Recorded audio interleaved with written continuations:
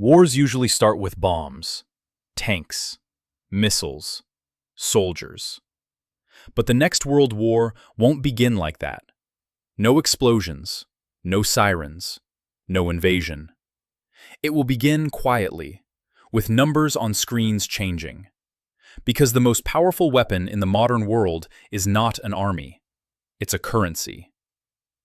Why this matters to you? You might think, currencies? That's for governments and economists. But when currency wars begin, your savings lose value. Prices jump overnight. Imports become expensive. Jobs disappear silently. No country needs to fire a bullet to damage another economy. They just need to weaken its money, and that affects you long before you see headlines. Every major war in history had a money problem behind it. Empires collapsed not because they ran out of soldiers, but because they ran out of trust in their money.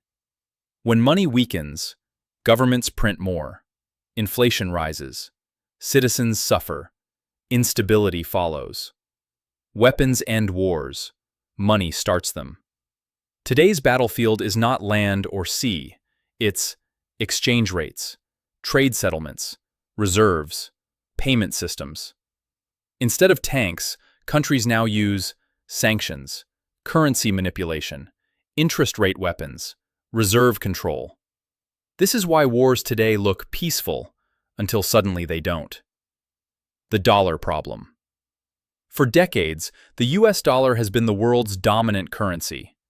Oil priced in dollars, trade settled in dollars, reserves held in dollars. That gave the US enormous power. But power creates resistance. Countries don't like their reserves being frozen, their trade blocked, their economies controlled remotely. So slowly, quietly, they started looking for alternatives. The new currency blocks. Today, the world is splitting into money camps, dollar-based systems, regional currency alliances, trade settled outside the dollar, gold-backed experiments, digital currency trials. No one announces a currency war. It begins with diversification, risk management, strategic autonomy. But the goal is simple: less dependence, more control. Currency wars don't look violent at first. They look like inflation, capital controls, sudden devaluations, trade breakdowns. But history shows when money systems fracture, politics radicalize, populations panic, conflicts escalate. Currency wars don't replace military wars, they prepare them. You don't need to predict World War III, you just need to understand the signals.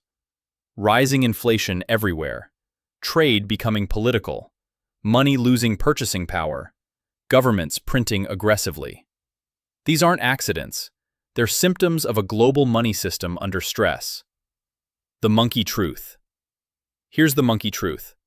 Modern wars begin when money stops being trusted. Currencies fail first. Economies fracture next. Weapons come last.